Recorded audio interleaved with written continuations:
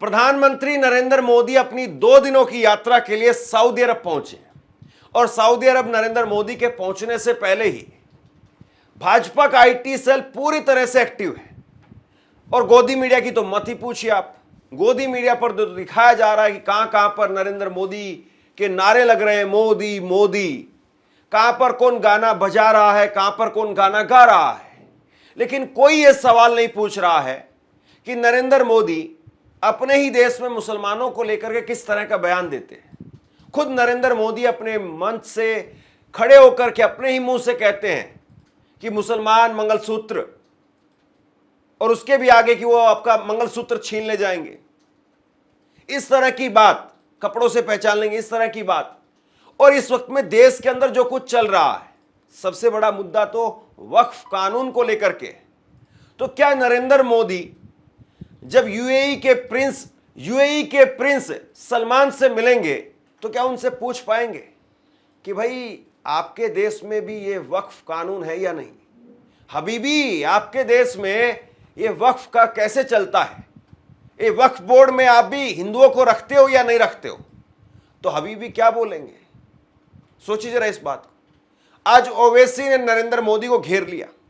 ओवैसी ने कहा कि भाजपा के सांसद संसद में खड़े होकर के हमसे पूछ रहे थे कि किसी भी मुस्लिम देश में वक्फ कानून नहीं है तो हमारे यहां पर क्यों होना चाहिए, वक्फ बोर्ड नहीं है हमारे यहां पर क्यों होना चाहिए। और जब नरेंद्र मोदी पहुंचे उससे पहले ही भाजपा आईटी सेल जरा तस्वीरें देखिए आप। वो दिखा रहे हैं कि नरेंद्र मोदी पहले भारतीय हैं, इकलौते भारतीय प्रधानमंत्री हैं जिनको एस्कॉर्ट करने के लिए यूएई की तरफ से प्लेन आए हैं और वो नरेंद्र मोदी के प्लेन को एस्कॉर्ट करके लेकर के जा रहे हैं। अब ये सारी चीज सब जानते हैं कि सऊदी अरब किस तरीके से काम करता है, यूएई किस तरीके से काम करता है। उनको पैसा कमाना है, मार्केटिंग करनी है, जबरदस्त माहौल बनाना है, और उनकी पूरी जो इकोनॉमी है एक तरीके से वो इन्हीं सारी चीजों पर टिकी हुई। तो इस चीज में वो कोई कोर कसर छोड़ने वाले नहीं है। लेकिन विदेश सचिव से जब इस बारे में सवाल किया गया तो उनका क्या जवाब था? स्पेसिफिक सवाल हुआ था कि नरेंद्र मोदी सऊदी अरब जा रहे हैं तो क्या वहां पर वक्फ को लेकर के चर्चा होगी? इस बारे में क्या जवाब आया मैं कुछ देर बाद में आपको बताता हूं। लेकिन अभी कुछ देर पहले ओवैसी ने क्या कहा है जरा सुनिए। भाजपा के किसी व्यक्ति ने संसद में कहा कि इस मुस्लिम विशेष देश में वक्फ नहीं है। मैं प्रधानमंत्री नरेंद्र मोदी को बताना चाहता हूं कि सऊदी अरब की ये अपनी यात्रा के दौरान उन्हें क्राउन प्रिंस से पूछना चाहिए कि क्या मदीना वक्फ की जमीन पर बना है? वक्फ हर मुस्लिम देश में मौजूद है, चाहे वह लोकतंत्र हो या साम्राज्य। यूपी में बहुत ज्यादा अनमोल रतन है, मुगल बादशाह अकबर के पास भी नहीं थे होंगे। मोदी के पास बहुत से अनमोल रतन है। किसी ने पार्लियामेंट में खड़े होकर कहा कि ये मुस्लिम देश में वक्फ नहीं है। हम अपने वजीर आजम से बोल रहे हैं कि जब आपका प्लेन सऊदी एयर स्पेस में आया तो मोहम्मद बिन सलमान की एयरफोर्स ने 15 F-15 से आपका इस्तकबाल किया। हम उनका शुक्रिया अदा करते हैं। वो मोहम्मद बिन सलमान से पूछ लें कि क्या मदीने शरीफ में रसूलुल्लाह सल्लल्लाहु अलैहि वसल्लम के रोज़े मुबारक के आगे एक बहुत बड़ी बिल्डिंग है जिसमें लिखा हुआ अंग्रेजी में वक्फ उस्मान बिन अफ़्फ़ान रज़ी अल्लाह ताला अन्हु। वो पूछ लें जब सऊदी अरब जा रहे हैं तो गले मिलते वक्त पूछ लें, या हबीबी ये सही है क्या? क्योंकि बोर्ड लिखा हुआ है। तो हर इस्लामी मुल्क में, मुस्लिम मुल्क में, चाहे वहां पर जमहूरियत हो या बादशाहत हो, वक्फ का तस्वुर है और रहेगा। अभी अपने आप में दिलचस्प है कि नरेंद्र मोदी जब यूएई की यात्रा पर हैं, 2 दिनों की यात्रा पर वो रहेंगे, तो वाकई ये मसला उठेगा या नहीं उठेगा? क्या वक्फ कानून को लेकर के सऊदी अरब अपनी कोई चिंता जाहिर करेगा, या सऊदी अरब पूरी तरह से इस यात्रा को, 2 देशों के बीच की यात्रा और आगे कैसे व्यापार बढ़ाया जाए इस चीज पर, टूरिज्म कैसे और विकसित किया जाए इस चीज पर? क्योंकि भारतीय बड़ी संख्या में यूएई जाते हैं, घूमने के लिए भी जाते हैं, काम के लिए भी जाते हैं। तो ऐसे में सवाल यह है कि क्या केवल दोनों देशों के प्रमुखों के बीच में यही मुद्दा रहेगा या वक्फ कानून को लेकर के भी चर्चा होगी? और जब यह सवाल भारतीय सचिव से पूछा गया तो उन्होंने क्या कहा, जरा सुनिए। भारत के विदेश सचिव विक्रम मिस्री, उन्होंने कहा कि मैंने यह नहीं देखा है कि सऊदी अरब की तरफ से आधिकारिक रूप से या किसी भी सरकारी विभाग ने यह मुद्दा उठाया हो। मैं इस बात को लेकर के बहुत आश्वस्त नहीं हूं कि यह मुद्दा दोनों की बातचीत में क्यों आएगा। तो विक्रम मिस्री इस बात को कह रहे हैं, लेकिन जरा सोचे इस बात को कि क्या वाकई ये मुद्दा जरूरी है या नहीं है, और क्या पहले ऐसे मुद्दे आए नहीं है जिसको लेकर के मुसलमानों के बीच में एक बड़ा गुस्सा दिखाई दिया हो। याद करिए नुपुर शर्मा का मामला। नुपुर शर्मा का जब मामला निकल करके सामने आया था तो कैसे ओआईसी ने एक झाड़ लगाने का काम किया था, और नुपुर शर्मा को बीजेपी ने फिर पार्टी से निकाल दिया। नुपुर शर्मा आज भी अपने घर में गुमनाम जिंदगी के तौर पर जी रही है। और अब भारत में अगर आप देखें तो वक्फ कानून से पहले जो बड़ा मुद्दा चल रहा था वो औरंगजेब को लेकर के था, और सब जानते हैं कि औरंगजेब का मुद्दा किस लिए उठाया गया। औरंगजेब का मुद्दा हिंदू मुसलमान की राजनीति को गर्म करने के लिए उठाया गया। महाराष्ट्र में जो बवाल मचा और महाराष्ट्र की सरकार ने उसमें जिस तरीके से चार चांद लगाए हम सब जानते हैं। तो ऐसे में क्या ये औरंगजेब के जरिए, या फिर अभी हाल में रामदेव ने सारी हदें पार कर दी। रामदेव ने कहा कि शरबत पिएंगे अगर रूह अफ़ज़ा का तो ये मुसलमान हैं, इनकी इस्लाम में निष्ठा है, आतंकियों को मजबूत कर रहे हैं, जिहादियों को मजबूत कर रहे हैं, ताकत दे रहे हैं। इस तरह की वाहियात बातें रामदेव यहां पर करने लगे। तो क्या वाकई सऊदी अरब इस बात को लेकर के अपनी चिंता जाहिर करेगा? यह बात सही है कि रामदेव को आज दिल्ली हाईकोर्ट ने फटकार लगाई है। दिल्ली हाईकोर्ट में जज साहब ने कहा कि आपका इतना घटिया बयान है, इस बयान ने हमारी अंतरात्मा को झकझोर दिया है। आपकी जो स्टेटमेंट है उसने हमें झकझोर दिया है और इसके लिए माफी नहीं हो सकती है। 5 दिनों के अंदर अंदर अपनी सारी वीडियो हटवाइए। तुम कैसे उदारवादी हो? मुगलों ने लूटा और अभी भी उन्हीं का रूह अफ़ज़ा पी रहे हो।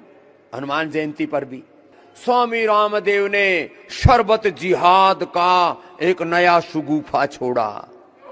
अरे मैंने क्या छोड़ा? यह है ही लव जिहाद, लैंड जिहाद, वोट जिहाद, बहुत तरह का जिहाद चलाते हैं लोग। मैं नहीं कह रहा हूं कि वो आतंकवादी हैं, लेकिन मैं इतना जरूर कह रहा हूं कि उनकी इस्लामिक निष्ठा है, उनसे पूछ के देख लो। तो इसमें कौन सी गलत बात कह दी मैंने? और मैंने ये तो नहीं कहा कि मदरसे बनाना या मस्जिद बनाना गलत है। मैंने कहा हम सनातनी हैं, हमारा विश्वास गुरुकुल बनाने में होना चाहिए, आचार्य कुलम बनाना में होना चाहिए। हमारा विश्वास सनातन धर्म को बढ़ाने में होना चाहिए। इसमें क्या गलत कह दिया? लेकिन हम तो उदारवादी हैं, हम तो रूह अफ़ज़ा पिएंगे, हम तो मुसलमानों को ताकत देंगे। और बात केवल रामदेव की भी नहीं है, बात तो शायद नरेंद्र मोदी की भी होनी चाहिए, क्योंकि आखिरी जो यात्रा हुई थी नरेंद्र मोदी की सऊदी अरब में वो 2023 में हुई थी। उसके बाद में 2024 में लोकसभा के चुनाव हुए, और लोकसभा के चुनाव में नरेंद्र मोदी ने कोई कोर कसर नहीं छोड़ी। पहले 2 चरण शांति से चले गए, और फिर बाद में भाजपा के नेताओं ने कहा कि जब तक चुनाव गरमाया नहीं जाएगा तब तक माहौल बनेगा नहीं, भाजपा हार जाएगी। और नरेंद्र मोदी फिर ऐसे गर्म हुए कि राजस्थान में उन्होंने ये मंगलसूत्र तक ले गए। ज्यादा बच्चा पैदा करने वाले जिहादी पता नहीं कहां कहां तक जो है वो नरेंद्र मोदी पहुंच गए। क्या वाकई आज सऊदी अरब में ये वीडियो दिखा दी जाए अगर नरेंद्र मोदी को, जो लोग कह रहे हैं कि नरेंद्र मोदी के नाम के नारे लग रहे हैं वहां पर, मोदी मोदी ये नारे लग रहे हैं, ये वीडियो जरा चला दी जाए वहां पर, क्या हाल होगा सोचिए जरा। और नरेंद्र मोदी की विदेश नीति, कैसे विदेश नीति के तार तार उड़ते हुए दिखाई देंगे। कांग्रेस का मैनिफेस्टो कह रहा है कि वो माताओं बहनों का सोने का हिसाब करेंगे, उसकी जड़ती करेंगे, जानकारी लेंगे और फिर उस संपत्ति को बांट देंगे और उनको बांटेंगे जिनको मनमोहन सिंह जी की सरकार ने कहा था कि संपत्ति पर पहला अधिकार मुसलमानों का है। भाइयों बहनों, ये अर्बन नक्सल की सोच, मेरी माताओं बहनों, ये आपका मंगलसूत्र भी बचने नहीं देंगे, यहां तक जाएंगे मैं कहने आया हूं। दोस्तों, ये बात सही है कि सऊदी अरब वो लोकतांत्रिक देश नहीं है, एक तरीके से साम्राज्य है वहां पर। लेकिन वहां कानून व्यवस्था का जो आलम है वो जबरदस्त है। कानून व्यवस्था वहां पर बहुत दुरुस्त है। जैसे भारत में कहने के लिए हम लोकतांत्रिक देश हैं और दुनिया के सबसे बड़े लोकतांत्रिक देश हैं, नरेंद्र मोदी कहते हैं मदर ऑफ डेमोक्रेसी है। लेकिन यहां पर प्रधानमंत्री, उनके मंत्री, उनके बाकी सांसद वो क्या कर रहे हैं हम सबसे छिपा हुआ नहीं है। लेकिन सवाल इस बात का है कि क्या सऊदी अरब इस वक्त में नरेंद्र मोदी के सामने वक्फ कानून का मुद्दा वो उठाएगा या नहीं। और नरेंद्र मोदी जिस तरीके से खुद हिंदू मुसलमान की राजनीति पर उछलते रहे हैं, हिंदू मुसलमान की राजनीति के जरिए बीजेपी ने जो अपनी पैठ बनाई है, और हाल के समय में भारत में जिस तरीके से नमाज को लेकर के मामला उठा, याद करिए अभी होली पर, ईद पर किस तरीके का माहौल बनाया गया। क्या वो वीडियो जो सीओ संभल की थी, उस वीडियो को मोदी के सामने सऊदी अरब में चलाया जाएगा, जिसमें वो कह रहे थे कि अगर ईद पर नमाज पढ़नी है तो घर में पढ़िए, होली पर निकलना है तो इतना बड़ा दिल रखिए कि कोई अगर आप पर रंग डाल दे तो आपको दिक्कत नहीं होनी चाहिए। तो ये सारी बातें नरेंद्र मोदी को, उनकी पॉलिटिक्स को, जिसमें वो लिफाफा लगा करके जाते हैं कि सबका साथ सबका विकास, हम तो ये काम कर रहे हैं। लेकिन सच्चाई ऐसा नहीं है कि आज भारत से बाहर नहीं जाती। आज सोशल मीडिया का जमाना है, हर जगह पर वीडियो पहुंचती है। अभी जब मैं ये खबर कर रहा हूं तो हमारे बहुत सारे दर्शक ऐसे होंगे जो सऊदी अरब से ये वीडियो देख रहे होंगे। बहुत सारे दर्शक हमारे सऊदी अरब के तकरीबन हर वीडियो पर कमेंट करते हैं, मैं देखता हूं लगातार। तो नरेंद्र मोदी साहब वो इस वक्त में सऊदी अरब में हैं, अगले 2 दिन तक वहां से विजुअल आते रहेंगे। नरेंद्र मोदी हो सकता है किसी मस्जिद में जाएं, वहां मत्था टेकने का काम करें। लेकिन भारत में नमाज को लेकर के कह दिया जाता है कि अगर आपने नमाज सड़क पर पढ़ी तो आपका पासपोर्ट जब्त कर लिया जाएगा। इसमें हमने सभी इमामों से अपील की है, जो धर्म गुरु हैं इनके सभी लोगों से अपील की गई है कि ज्यादा से ज्यादा लोग नमाज अपने जो आसपास की मस्जिदें हैं उसमें पढ़ें, और अगर ईदगाह में भी आने समय से आ जाएं, ईदगाह में आ जाएं।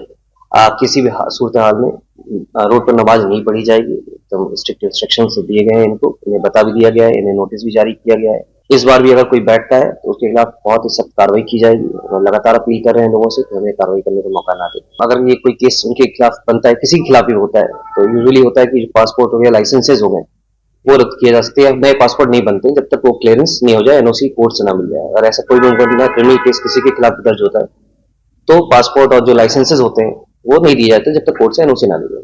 इनके सांसद, भाजपा के जो सांसद हैं वो और 4 कदम आगे हैं। हाल में निशिकांत दुबे का मामला भारत में बहुत गर्म है। भारत में सीजीआई को, संजीव खन्ना को, देश के सुप्रीम कोर्ट को दंगा भड़काने वाला, देश के सुप्रीम कोर्ट को सीधे तौर पर धार्मिक युद्ध भड़काने वाला बता रहे हैं। और उसके बाद में केवल उनका निशाना वहीं तक नहीं है, निशाना कहीं ना कहीं जाकर के मुसलमानों पर ही टिकता है, वहीं पर खत्म होता है। बात कहीं से भी शुरू हो, आखिरी में मुसलमान ही आता है और बात मुसलमान पर ही जाकर के खत्म होती है।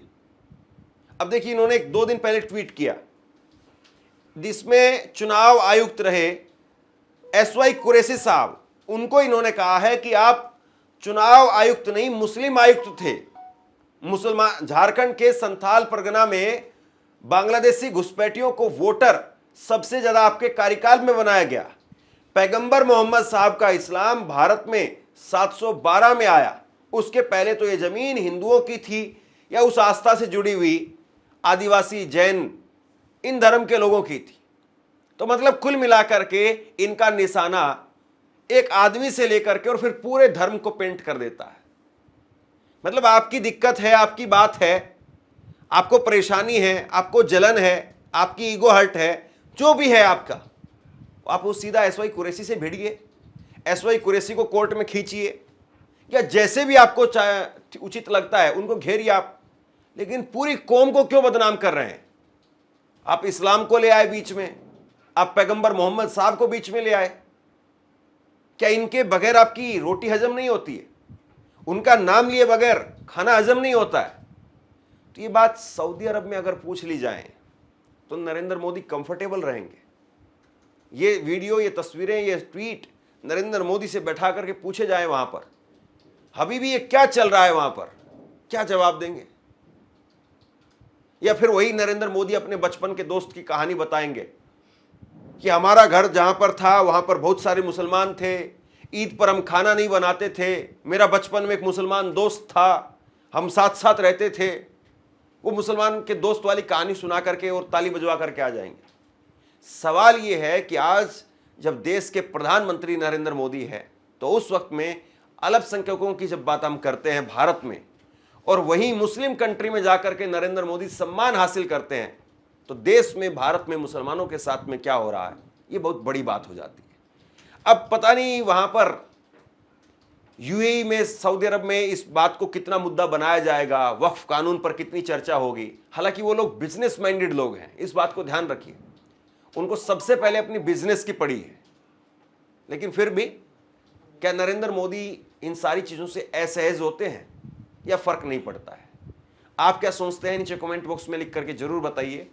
इस वीडियो को शेयर कीजिए और इसी तरह की तमाम खबरों के लिए ऑनलाइन न्यूज़ इंडिया को सब्सक्राइब कीजिए। आपका बहुत बहुत धन्यवाद।